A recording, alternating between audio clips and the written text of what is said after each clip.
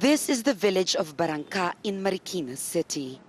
It only took Typhoon Vamco a few hours to submerge more than half of the communities here.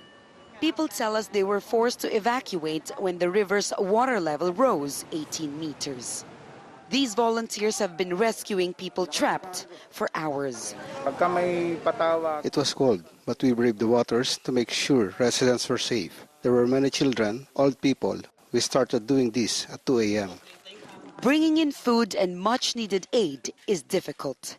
The water is neck deep, and our boat had to be attached to a rope.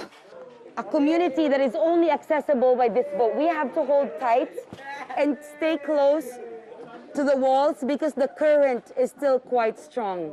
It's a very, very difficult situation, not just for civilians, but for rescuers.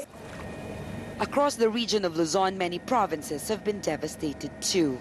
Vamco brought winds and rains of up to 170 kilometers an hour, cutting power to millions and leaving others stranded. In evacuation centers, officials do their best to implement social distancing. Women, the young and the old are now forced to take shelter in places like this one. The water started to go up very quickly, so we ran out and asked for help. We've lost our personal belongings, now submerged in waters. But we are grateful we are all alive. Aside from the joint task force, the organic joint task force that are already in Metro Manila, the Navy and the Army also contributed in this effort. Of course, aside from the manpower, what is important are the equipment. Vamco is the third typhoon to hit the Philippines in less than 3 weeks. The country is still reeling from the impact of Typhoon Goni in the Bicol region, which left thousands of people homeless.